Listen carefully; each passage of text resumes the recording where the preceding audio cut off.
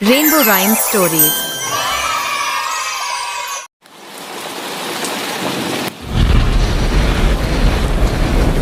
अरे राम राम राम राम, कितनी जोर की बारिश हो रही है। 2 दिनों से यह बारिश तो रुकने का नाम ही नहीं ले रही है। मुझे लगता है अब जल्दी ही मेरी छत से पानी टपकने लगेगा। तभी उधर से एक शेर बारिश से परेशान होकर छिपने की जगह ढूंढते ढूंढते उसी किसान की झोपड़ी के पीछे बने तबेले में घुस जाता है, जिस तबेले में उस किसान के कुछ गधे बंधे हुए थे। अंधेरा ज्यादा होने के कारण शेर गधों को देख नहीं पाता है और उन्हीं के बीच जाकर खड़ा हो जाता है।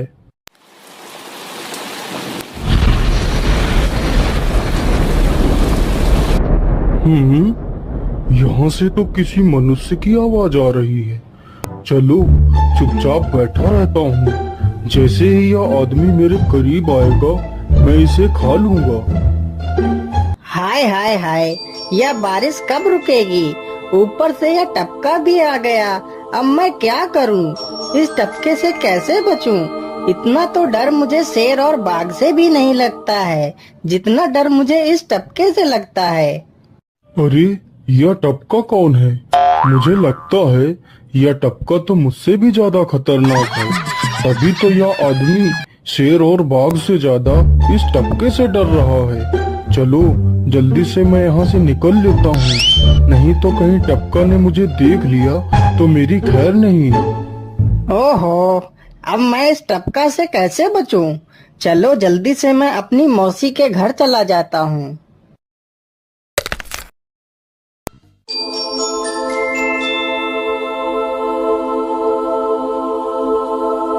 अरे चल चल गधे की औलाद, यहाँ पर छिपा हुआ बैठा है। अरे चल जल्दी। अरे ये क्या, जिसका डर था वही हुआ। यह टपका तो मुझ पर हावी हो गया।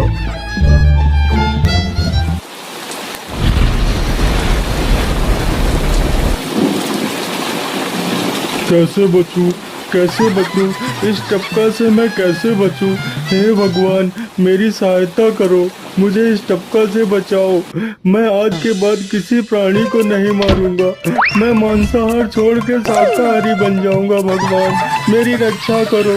शेर को दौड़ते दौड़ते रात से सुबह हो जाती है।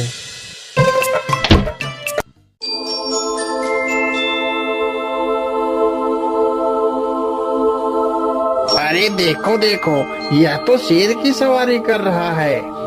अरे हाँ, सच में ये तो शेर की सवारी कर रहा है। इसे तो डर भी नहीं लगता है। अरे उधर तो देखो जरा, यह आदमी कितना बहादुर है। यह आदमी शेर की सवारी कर रहा है, जिस शेर को देखकर हमारी धोती आगे से गीली और पीछे से पीली हो जाती है। यह तो उसकी सवारी कर रहा है। ये गांव के लोग भी ना पागल हो गए हैं, जो इस गधे को शेर। अरे बाप रे, यह तो सच में एक शेर है। हे भगवान मेरी रक्षा करो, शेर तो मुझे खा ही जाएगा। राम राम राम राम राम, अब क्या होगा? इस शेर से कैसे बचूं? अरे यह तो एक बरगद का पेड़ है, यही अच्छा मौका है। जल्दी से इस बरगद की जड़ पकड़कर ऊपर चढ़ जाता हूँ।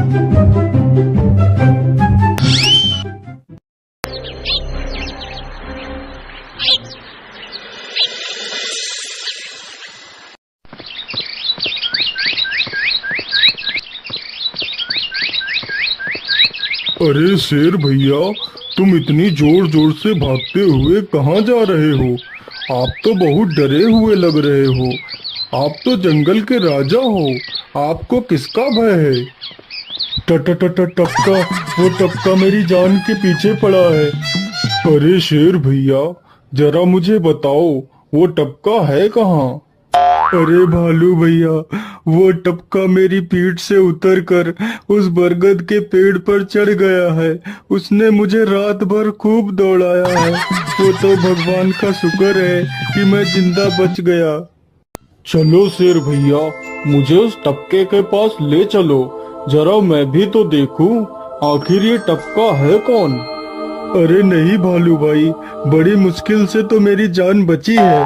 मैं अपनी जान फिर जोखिम में नहीं डालूंगा। तुम्हें जाना है तो जाओ।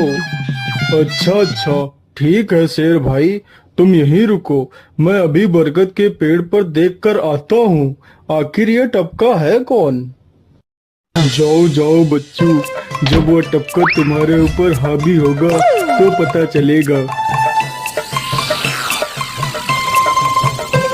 अरे कहाँ है यह टपका जिसने राजा जी की हवा टाइट कर दी। चलो इस पेड़ पर चढ़कर देखता हूँ।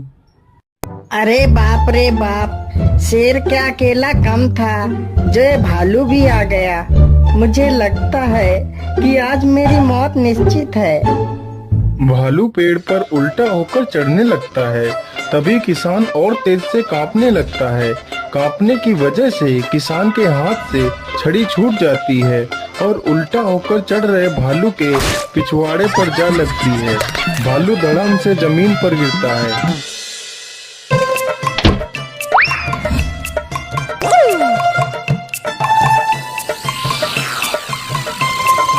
मुझे लगता है अब शेर और भालू दोनों भाग गए हैं। चलो अब जल्दी से यहाँ से निकल लेता हूँ।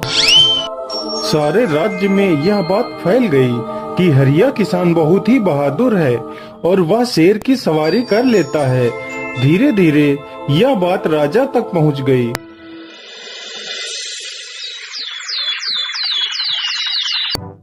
महाराज, क्यों न हम पड़ोस के गांव से हरिया किसान को बुलवा लेते हैं। वह बहुत ही बहादुर है। उसके बहादुरी के चर्चे तो पूरे राज्य में हैं। मुझे पूरा विश्वास है वह इस काम को जरूर कर सकता है। वह इस दुष्ट शेर को जरूर पकड़ लेगा।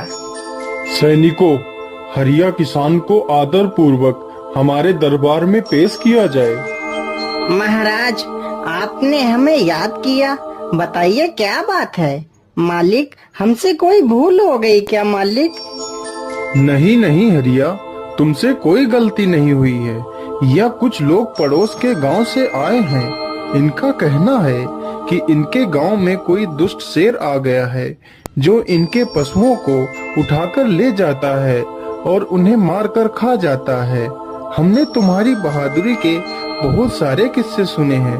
तुम बहुत ही बहादुर हो, इसलिए मैं तुम्हें उस शेर को पकड़ने की ये जिम्मेदारी सौंपता हूँ। अरे बाप रे बाप, उस बार तो मैं शेर के हाथों बच गया था, लेकिन इस बार मैं नहीं बचूंगा। अगर मैंने महाराज को सच सच बता दिया तो झूठ बोलने के जुर्म में मुझे फांसी पर ही चढ़ा देंगे। अरे हरिया, तुम मन ही मन क्या बड़बड़ा रहे हो? कुछ नहीं महाराज, कुछ नहीं। मैं सोच रहा था कि मैं शेर को कैसे पकड़ूं। ये लो हरिया, कुछ स्वर्ण मुद्राएं रख लो, ये तुम्हारे काम आएंगी। क्या करूं, कैसे पकड़ूं उस शेर को? ये महाराज ने भी मुझे कैसी दुविधा में डाल दिया है। क्या करूं, क्या करूं? हाँ, मिल गया। फिर हरिया बाजार से एक रस्सी और एक जाल तथा एक बकरी खरीद कर लाता है। चलो जल्दी से, मैं यहाँ पर एक गड्ढा खोद देता हूँ।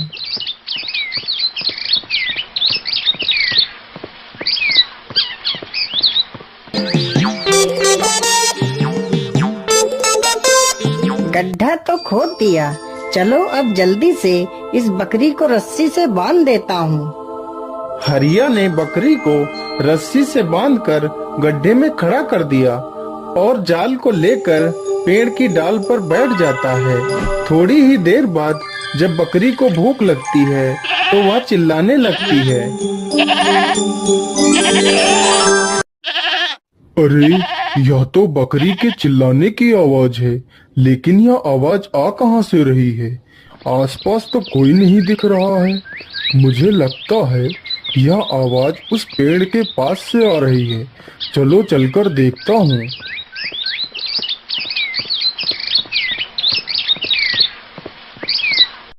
अरे वाह, आज तो शिकार मेरे पास खुद चलकर आ गया। शेर तुरंत ही बिना देर किए हुए गड्ढे में छलांग लगा देता है। तभी किसान तुरंत ही बकरी को ऊपर खींच लेता है और जाल को गड्ढे के ऊपर गिरा देता है। शेर गड्ढे में ही फंस जाता है। यह देखकर गांव के सभी लोग बहुत ही खुश हो जाते हैं।